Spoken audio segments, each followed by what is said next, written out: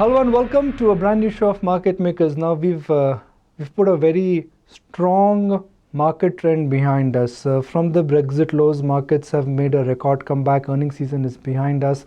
GST is now an economic reality, and globally also things are looking charged up. So the problem for this market is that right now there is no bad news.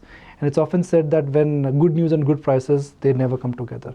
But what about macro, earnings and growth for FY17? Let's discuss all that and much more with Neelkanth Mishra of Credit Suisse. Thank you for joining us. In the month of July, there was only bad news or potential of bad news. Fed, suspense on GST, the outcome of Brexit. As we've rolled over from July to August, there is only good news. That's what the markets do to you. So I think starting with Brexit, I think it's important to put that in perspective. That sometimes even the most objective of people. I mean, I try to pride myself on the fact that I don't get swayed by headlines. I focus on what are the things that move underneath. But even for me, I think Brexit took on too much of importance, and I think the reason for that was most of the popular financial papers globally are all British, right? And you get swayed by that because everyone is talking Brexit. So sometimes the importance of that event perhaps gets overhyped. So I wouldn't say that we have put Brexit behind us, because see, the real fear from Brexit was that it would create a domino effect for the rest of Europe, right? For now, because Brexit itself has been delayed and pushed out to the next year, the domino effects have also been pushed out. So they're not gone. We're going to see important elections next year and all of that. But for now, the PMI data, the European economic momentum doesn't seem to have been affected, and which is, I think, has been a very big source of relief for the rest of the market. Coming to India, I think the result season has been at the margin disappointing. Actually, some indicators have not looked good at all. And I think that's a reflection of the fact that the economy did slow down much more sharply than expected in the June quarter, partly driven by the intensely bad weather, intense heat, the delayed monsoon, and that led to construction activity. I think most people don't realize that almost 60% of construction jobs in India are in rural housing. And you can imagine that after 2 years of bad monsoon, you have a delayed monsoon. I mean, the worst summer we've had for a while, which is why some companies that sell products which are heat resistant have done very well in terms of volumes. So activity levels would have slowed down quite a bit in the June quarter, and I think that showed up in earnings. And I think that slowed down, and also the base effect year on year, because last year, 2015, the government had spillover payments that were made out in June quarter, and that creates a part stimulus. So that didn't need to happen this year. So I think by till October, November, our economic momentum will not look that good. So we've seen oil volume growth slow down. We've seen the year-on-year numbers on power slow down. Cement has slowed down. So a lot of the indicators that we had started seeing in November, and we were very charged up that the economy is reviving, I think have slowed down. I don't think this is really a serious problem. It's not a sticky problem. By November, December, I would expect that the economic momentum starts to pick up again, and then it doesn't slow down, because then I think we will have a proper upturn. Some of the stimuli that are being thrown in, so August onwards, the central government pay has started hitting the bank accounts. From next year onwards, the state governments will start giving the same. The increase in spending on roads and railways is also generally a post-monsoon phenomenon, because in the summers no one wants to construct, it's too rainy, so no one wants to construct. So I think October onwards, and so that's when I expect that things will improve. And lastly, as the crop hits the market, the Kharif crop hits the market from November, December onwards, you will see more volumes, which is good, because agriculture is almost 20-25% of road freight, and so that of course helps the rest of the economy as well, and it will also help bring down food inflation. So there are a lot of good catalysts ahead of us, but given where the market is and given where I see economic indicators over the next 3-4 months, I think the market does look a bit toppish. When you spoke about economic recovery about a year ago, that was the minority view. Now that's the consensus view. So should one really wait for better entry points or advent of bad news somewhere to get a good entry point? I would say so. Whenever everyone starts thinking the same thing, then it's better to sort of not be too aggressive. See, sometimes what can happen is that everyone thinks there's a recovery and the recovery comes out much stronger than people think, right? So as of now, what we're advising investors to do is that, look, we know the next 2 years are going to be very good, right? I mean, I'm very, very positive on the medium-term economic momentum. But given how well the markets have done, given that we still don't have any evidence in terms of earnings upgrades. See, the pace of earnings cuts is still 2%. See, it used to be 6-7%, it's 2%, which is I think the market has done what it has. But we are still seeing earnings downgrades, right? So I think I would rather wait for economic momentum to finally come through from November, December. I would wait for the evidence that we are going to see a mid-teens earnings growth for FY17 for the most indices. That evidence to start becoming clearer, and then perhaps it would be a time to look at the market more constructively. Selectively, there are still opportunities, but for the broader market, I think it is looking toppish.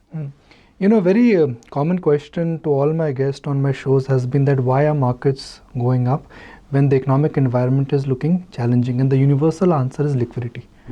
A lot of money is lying in instruments which don't offer any yield. Indian markets currently offer you better promise, and that promise is gravitating money. Is it as simple as I'm making it sound?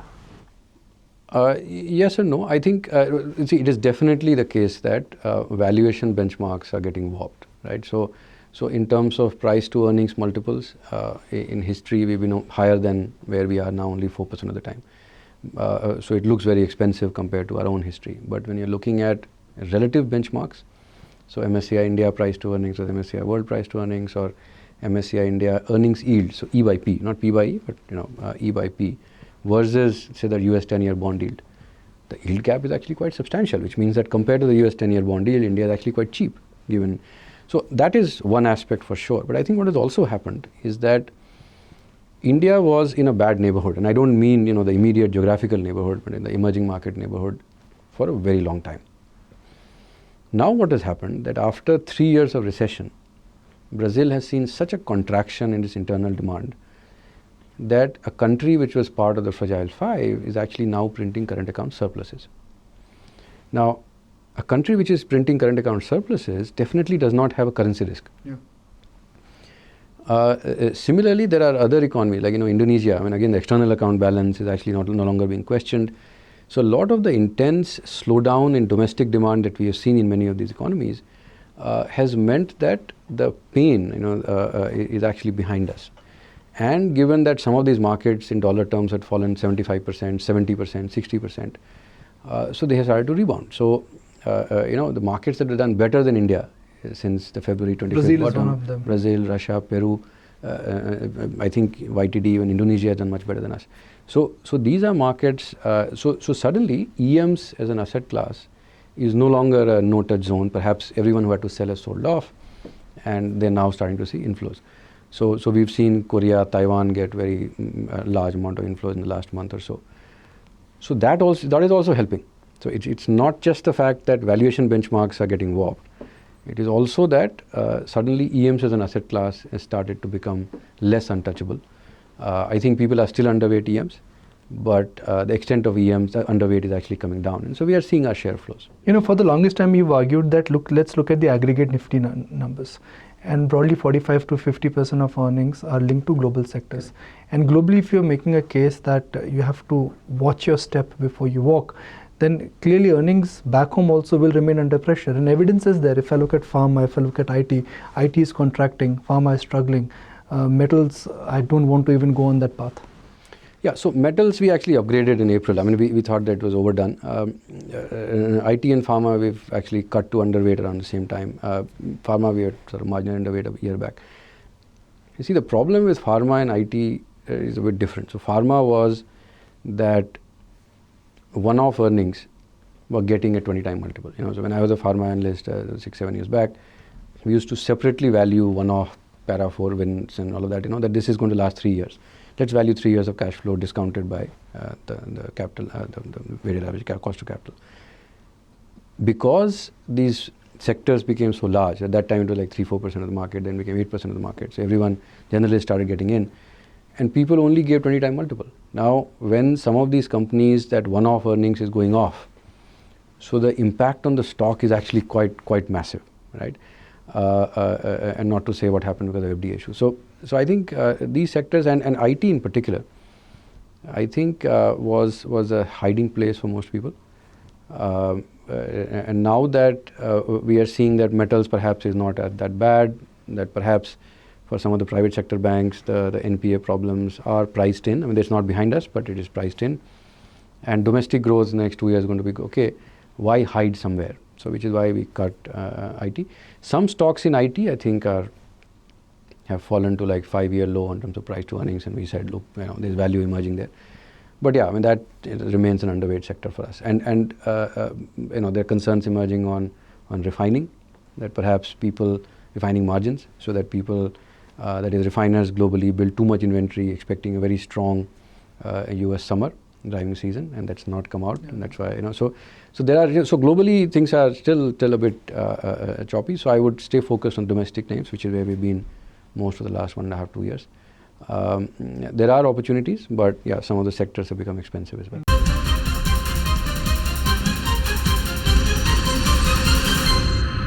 Your house view on cement is no longer that gung-ho.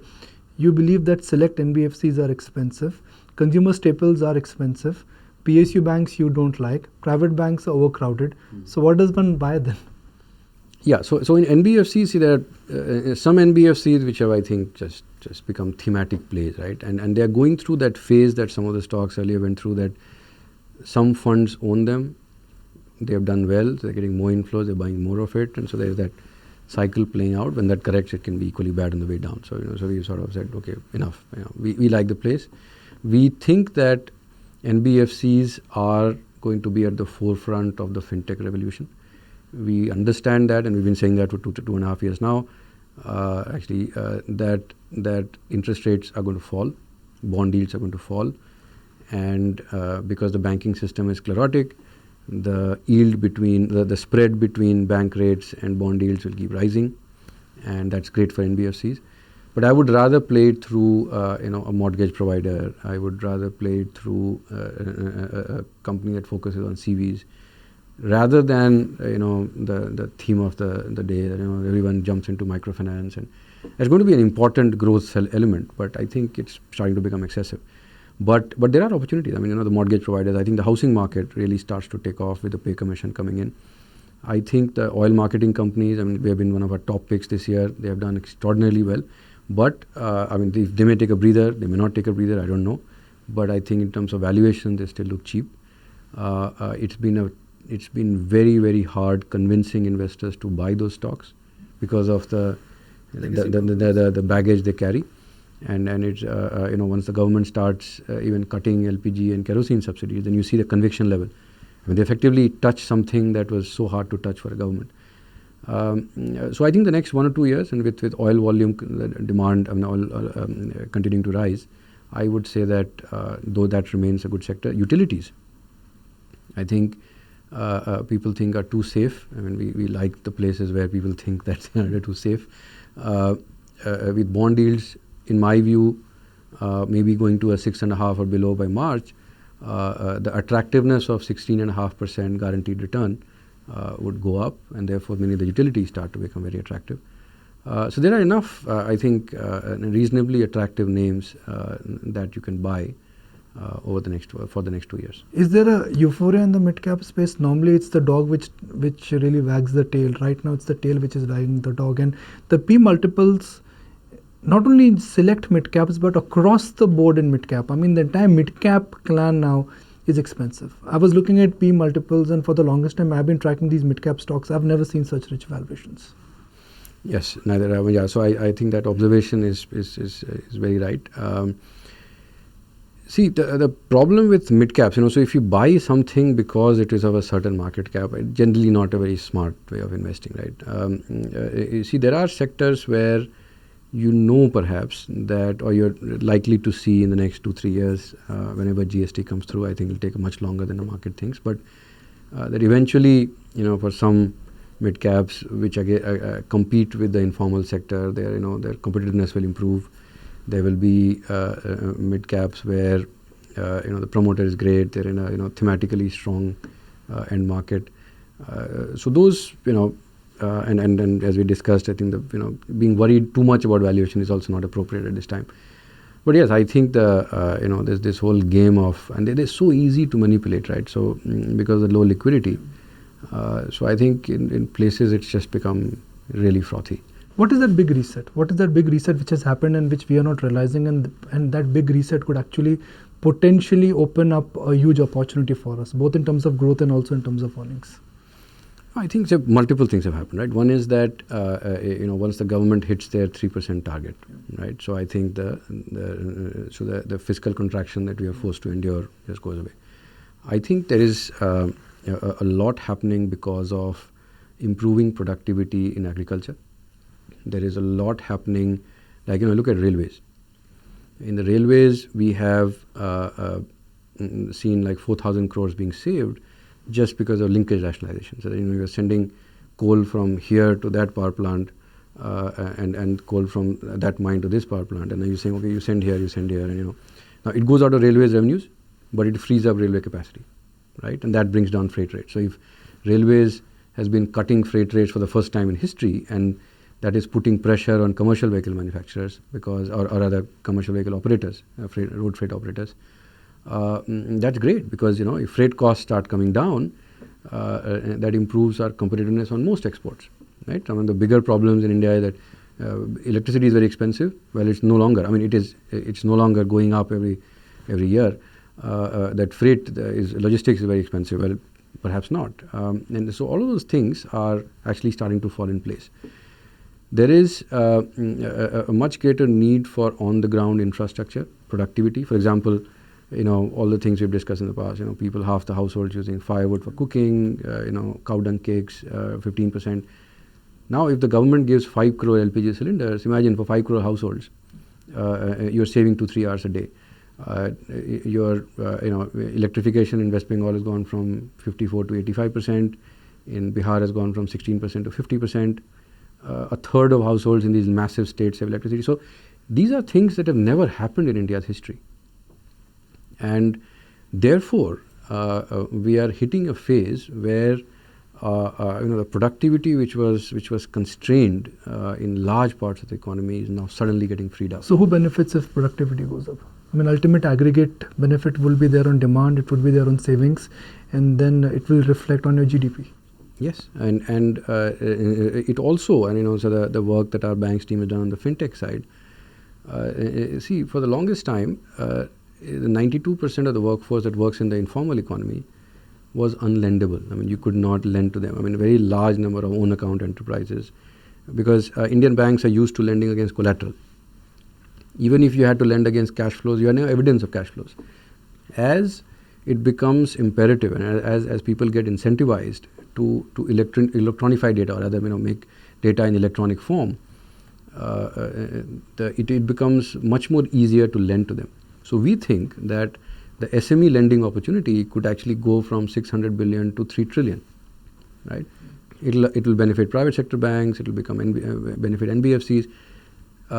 It will I think create demand for a whole range of things, right? So I think so that kind of growth is still ahead of us, right? I mean, and I am quite confident. I mean, you can never be sure. We're a very large economy with large risks, but I think that so we are hitting that phase, right? And it is not one person or one thing, but it is actually a mixture of technology changes, very good administration, very tight execution.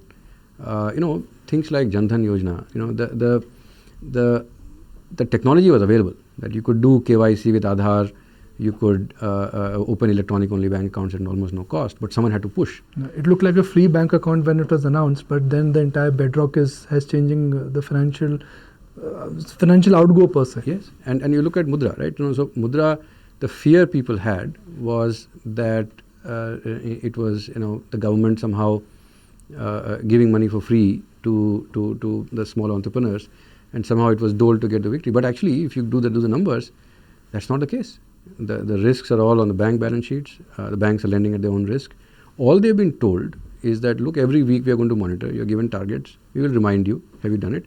If you don't do it, no problem. There's no penalty. But, if you're given a target, why don't you follow it up? Now, it pushes banks into a new area. And there will be some risk. Some PSU banks do not have the ability to lend in those areas, and they're doing it. There will be some risks. But it gets people to, and now the technology is enabling it, there is an incentive. So all of those things are happening, right? And state governments, I've been doing state budget analysis now. And they have to compete now. They have to compete, and they're doing astonishing things. They're trying to do astonishing things. Now, we should not assume that just because they have ambition, they will be able to do it, right? If Telangana wants to give pipe drinking water to every household in the next 1.5 years, I've never seen a state even having that ambition, right? They're fighting for investment, everybody wants FDI. And these are radical changes. Radical changes. Because, so the thing is, so look at it this way. There's a flood of liquidity globally, right? You and I we are pretty myopic, we look at it in market mein aa raha hai, but the thing is, you can actually do a lot of things with 0% interest rate, right? You can build metro rail. So UP apparently has done so well on the Lucknow metro under Mr. Sridharan that the European Investment Bank, which is actually funding half the project, has now asked him to give them more projects. And we've seen that with bullet train. We know what's happening with the direct freight corridor. Can you imagine metro rail in Agra, Kanpur, Meerut, Allahabad, Varanasi? 5 new cities in UP where feasibility studies are going on for metro rail because they've been prodded by someone, we'll give you money, why don't you look at the project? That's what we should aim and target. So let me just get some closing comments from you. And you're making a case for interest rates to come down. When interest rates they come down, obviously there's scope for margin expansion for companies who can retain on to their margins. But what about consumers? What about consumer demand? We've always seen that there is a natural uptick in discretionary demand when interest rates they come down. Interest rates have come down. Auto sales are looking better. Two-wheeler sales are picking up. We are not there yet, but yes, they are picking up even on a large base. Mm-hmm. So can discretionary sector surprise us? 4-wheelers more than 2-wheelers, because 2-wheelers are not that credit dependent. Right? So the credit dependency is actually, if that is the theme, then I think 4-wheelers are a better play. But yeah, when interest rates come down, I think housing demand can get stimulated, and that has a massive multiplier. So home improvement and all of that will benefit. In terms of market positioning, so even between 2004 and 2007, when everyone thought that it was an infrastructure rally, it was a high beta rally and all of that, consumer companies are doing very well, right? Because in most categories, we are very underpenetrated, right? The question, if you're in the market, is if you want to really beat the market. So you can get decent returns being, you can buy the index. Yeah. But if will this sector outperform, given where the multiples have gone? And many stocks actually, and we've been downgrading them as well. If you're 45, 50 times earnings, even if earnings grow, 12% or 15%, and the fun is not there, because there is a risk that any small disappointment and the P multiple comes off. But there are stocks, 30, 35 is actually very expensive, but given the visibility of earnings that you have, in some of those, I think they can still be fairly attractive, because the volume and the market is going to expand. So let me ask you your favorite question. Give me the mega trends and what would be the composition of the Nifty by 2021, 5-6 years? I can tell you that the sectors that will get sort of weeded out, right? I think while on a 1-year basis, we are very happy with metals, owning metals, because they're underheld and all of that. That's a tactical call. That's not a mega trend. Yeah. So I think you will not see these names in the top 50. Okay. Right. You will not see maybe some of the the oil producers, the refiners, etc. in the top 50. I think you will see a large number of consumer companies. You will see many more small NBFCs coming into the system. So the financial sector, I think, is the most. See, the problem with getting large consumer companies in is because they don't need cash. So there's a difference. The market cap may not grow. Yeah, and they will not come to the market. They may not want to list. I would expect to see, So I think I would say consumer, NBFCs, and both staples and discretionary in the consumer side. And it's an interesting question, actually. Think about it. Yeah. So I think it will be. So in terms of sector composition, I would say that IT and pharma would actually shrink. The sector weights would shrink. I think metals for sure. I think will just go out. But yeah, I think it deserves much more thought than perhaps I've given it. Maybe we leave the perfect answer for next time. But really appreciate your time. Always, appreciate your thoughts, and thank you for our channel advice that right now it's time to maybe do some skim from the top. Correct. Right? Correct. Appreciate your time. That's it on this edition of Market Makers, and thank you for joining us.